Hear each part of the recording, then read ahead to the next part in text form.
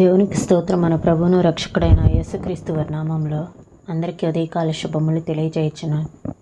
ఈరోజు దేవుని వాగ్దానము హోషేయ గ్రంథము 14వ అధ్యాయము 7వ వచనము. అతని నీడ యందు నివసించువారు మరలి వత్తురు, ధాన్యము వలె వారు తిరిగి మొలుతురు, ద్రాక్ష చెట్టు వలె వారు వికసింతురు. మనకు ఎప్పుడైతే శ్రమలు వచ్చినాయో, అణగద్రొక్కే శ్రమలు, అణిచివేసే శ్రమలు, ఇంకా నా వల్ల కాదు అని ఎప్పుడైతే అనుకుంటామో, దేవునితో సంబంధం ఏర్పరచుకుంటే దేవుని శక్తి మనకు లభిస్తుంది. శ్రమలను జయించగలుగుతాము. ఎందుకంటే దేవుని నీడలోనికి మనం ఎప్పుడైతే వస్తామో అప్పుడు మరలా చిగురిస్తాము. మూడువారిన జీవితాలను చిగురింపచేసేది దేవుని శక్తి మాత్రమే.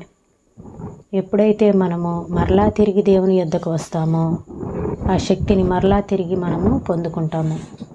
దేవుని నీడలోనికి వచ్చినప్పుడు ద్రాక్ష చెట్ల వలె మనము తిరిగి వికసిస్తాము. ఆ రోజు జోరుగా వాన కురిసింది. మా తోటలోని చెట్లన్నీ వంగిపోయాయి. తోటలో నాకు ఎక్కువ ఇష్టమైన ఒక పువ్వును చూశాను.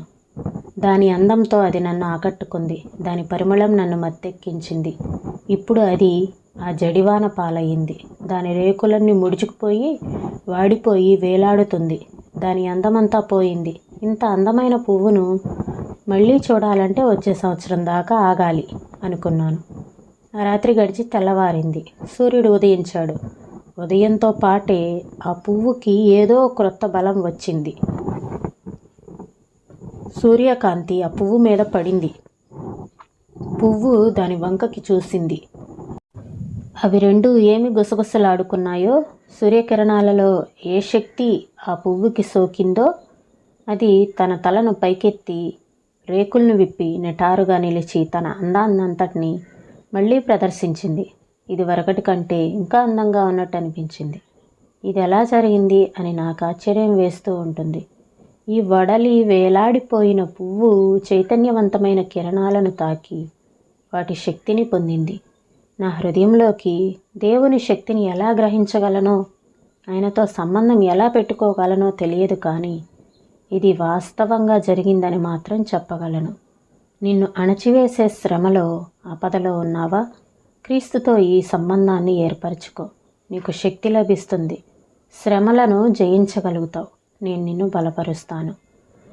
నిన్నటి వానలే నేడు గులాబీ రేఖపై వైడూర్యం, తామరాకు పైన మంచి ముత్యం. నిన్నటి శోకం ఈనాటి దేవుని ప్రేమ, హృదయంపై చెక్కిన స్వర్ణ శిలాక్షరం. నిన్నటి వర్షం కొండ చర్యలను నేడు తళతళలాడించింది, గడ్డిని మిసమిసలాడించింది. నిన్నటి శోకం హృదయానికి పాట నేర్పింది. ఎన్ని గాలులు వీచినా నిత్యానందం మనసులో గుసగుసలాడుతూనే ఉంది. అల్ప విశ్వాసి, నేటి వర్షం రేపు నిన్ను పరిశుద్ధుణ్ణి చేస్తుంది. ముళ్ళ పొదల్లో చిక్కుకున్న ముత్యాల హారం వంటిది. ఈనాడు శోకం కలవరపెట్టిన ఉదయమయ్యేసరికి అది అందమైన ఆనందమవుతుంది. ఈ మాటల్లో ప్రభు మన వెనుకల్లో దీవించునుగాక. ప్రార్థన చేసుకుందామండి. స్తోత్రం తండ్రి, పరిశుద్ధుడ, ప్రేమ కలిగిన దేవా, నీకు వందనాలు చెల్లిస్తున్నాం ప్రభు. గడిచిన కాలం అంతా క్షేమంగా కాపాడి మరి యొక్క నూతనమైన దినంలో నీకు మమ్మల్ని నడిపించినందుకు మీకు వందనాలు చెల్లిస్తున్నాం ప్రభు. అతని నీడయందు నివసించు వారు మరలి వత్తురు, ధాన్యము వలె వారు తిరిగి మొలుతురు, ద్రాక్ష చెట్టు వలె వారు వికసింతురు అని మీ వాగ్దానాన్ని బట్టి మీకు స్తోత్రాలు చెల్లిస్తున్నాం ప్రభా.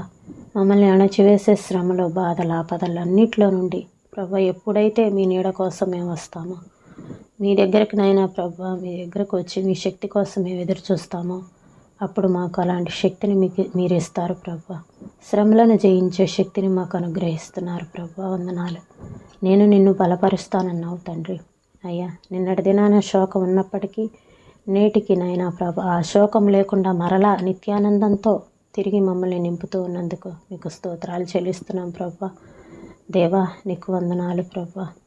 అయ్యా, అల్ప విశ్వాసంతో ఉండకుండా దేవా ఒకనాటికి ఈ శోధనలను ఎదిరించే శక్తి మాకు వస్తుందని అయ్యా విశ్వాసంతో మేము ఉండటానికి సహాయం చేయండి నాయన. ఇటు కృపను మాలో ప్రతి ఒక్కరికి మీరు అనుగ్రహించమని అడుగుచున్నాను తండ్రి. అయ్యా, మీ సన్నిధిని తోడుగా ఉంచు, మీరు సహాయం చేయండి ప్రభా. అడవి పువ్వుకే దేవా నైనా ప్రభ ఎంత అందాన్ని ఇస్తే నైనా ప్రభ మా జీవితాలను ఇంకా అందంగా మార్చేది మీరే తండ్రి ప్రభా. మా జీవితాలను మీ చేతుల్లో పెట్టి మీకు సమర్పించుకొని మీకు లోబడే జీవితాలుగా మమ్మల్ని ఉంచండి ప్రభా. సహాయం చేయమని యేసయ్య పరిశుద్ధమైన నామంలో అడిగి వేడుకొంచున్నాం తండ్రి. ఆమేన్.